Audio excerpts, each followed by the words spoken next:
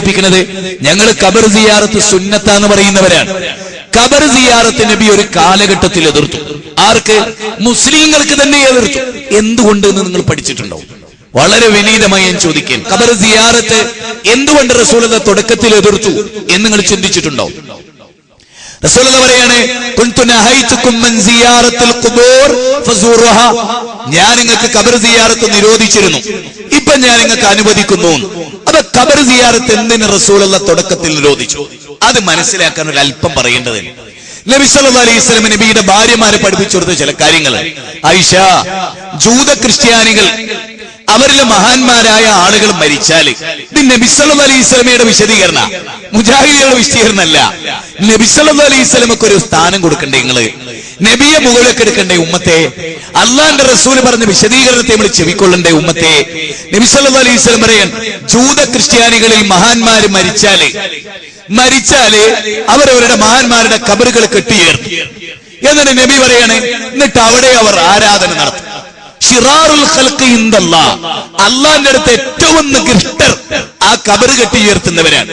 അള്ളാന്റെ അടുത്ത് ഏറ്റവും നികൃഷ്ടമായ പ്രവൃത്തി അമ്പിയാക്കളുടെ ഖബർ കെട്ടിയുയർത്തലാണ്. ഈ വസ്തുത ഒന്ന് മനസ്സിലാക്കണം.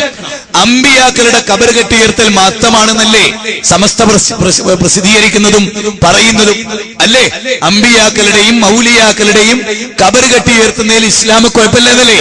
എന്റെ ചോദ്യം, അമ്പിയാക്കളുടെ ഖബർ കെട്ടിയുയർത്തിയത് തന്നെ ശിറാറുൽ ഖൽഖി ഇൻദല്ലാഹ്, അള്ളാന്റെ അടുത്ത് സൃഷ്ടികളിൽ ഏറ്റവും നീചർ, നികൃഷ്ടരായിട്ടുള്ള ആളുകൾ, വൃത്തികെട്ട ജന്തുക്കളെക്കാൾ വൃത്തികെട്ടവരാണ് അവർ എന്ന് പണ്ഡിതന്മാർ അതിനെ വിശദീകരിക്കുന്നു. ഖബർ കെട്ടി ഉയർത്തുന്നവരാണ്.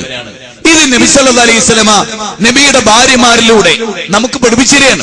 നബിയുടെ മരണവേളയിൽ ഗൗരവമായി റസൂലുള്ളാഹി ചർച്ച ചെയ്തൊരു സബ്ജക്ട് കൂടിയാണിത്. എന്ന് നിങ്ങൾ ആലോചിച്ച്, അമ്പിയാക്കളുടെ, നമ്മൾ സാധാരണ ഒരു സുന്നി സഹോദരനോട്, EKP സുന്നി പെട്ടിരുത്തനോട്, അല്ല മോനെ ഖബർ കെട്ടി ഉയർത്തി മഹാന്മാരുടെ ഖബർ കെട്ടി ഉയർത്തൽ പുണ്യല്ലേ? അപ്പൊ അമ്പിയാക്കളെ ഏറ്റവും വലിയ മഹാന്മാരല്ലേ മോനെ? അതെ, അമ്പിയാക്കളുടെ ഖബർ കെട്ടി ഉയർത്തിയുണ്ട്. പിന്നെന്തിനാ മോനെ ജൂതന്മാരെ അല്ലാഹ് ശപിച്ചത്? അപ്പൊ ബബ്ബേ അടിക്കും. മോനെ, അമ്പിയാക്കൾ അല്ലാഹ്ക്ക് ഏറ്റവും ഇഷ്ടപ്പെട്ടവരല്ലേ? ഏറ്റവും വലിയ മഹാന്മാരല്ലേ? ആ മഹാന്മാരുടെ ഖബർ കെട്ടി ഉയർത്തിയവരെ അല്ലാഹ് ശപിച്ചു എന്ന് റസൂലുള്ളാഹിയാ പറയുന്നത്, മുജാഹിദുകളല്ല.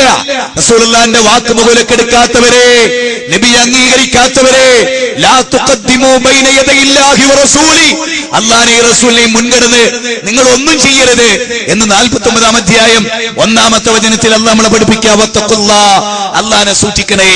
എത്ര ഗൗരവമാണ്, എത്ര ഗൗരവമാണ്, എത്ര ഗൗരവമുള്ള കാര്യമാണ് നമ്മൾ എടുക്കേണ്ട, മുകളിലേക്ക് എടുക്കേണ്ട കാര്യമാണ്.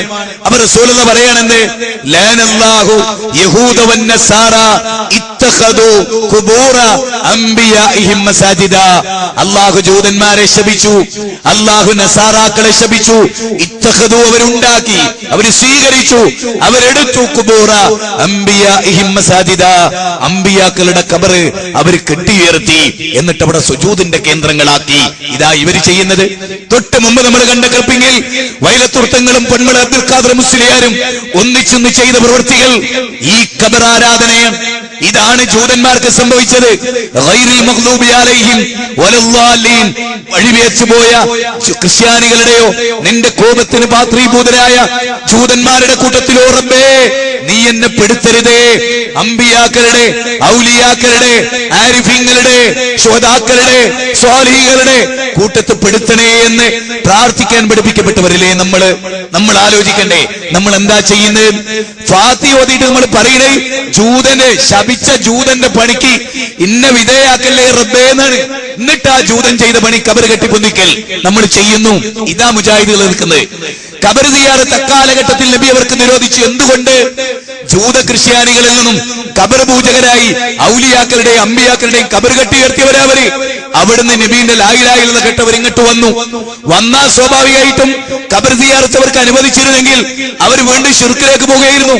അവർക്ക് ശരിക്ക് തൗഹീദ് ഉറക്കുന്നവരെ നബി ഖബർ സിയാറത്ത് അവർ നിരോധിച്ചു. അഥവാ ഇന്ന് റസൂലുള്ളാഹി ഇവിടെ ജീവിച്ചിരിപ്പുണ്ടെങ്കിൽ നബി പറയുന്നറിയോ? കേരള നദുവത്തുൽ മുജാഹിദിന്റെ മെമ്പർമാർ മാത്രം ഖബർ സിയാറത്ത് ചെയ്താൽ മതി. ഞാൻ വെറുതെ പറയല്ലേ, APK സുന്നികളൊന്നും ചെയ്യരുത്, നബി വിലക്കുമായിരുന്നു. കാരണം അവർ ഖബറിനടുത്ത് പോകുന്ന സിയാറത്ത് നടത്താനല്ല.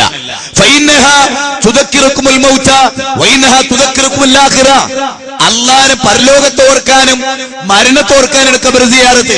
ഇതാണോ കുട്ടികളെ കിട്ടാൻ, രോഗം മാറാൻ, വിസ കിട്ടാൻ, ഉന്നത സ്ഥാനത്തെത്താൻ, മറ്റോന്റെ കച്ചവടം നശിക്കാൻ ഒക്കെയല്ലേ പോണത്?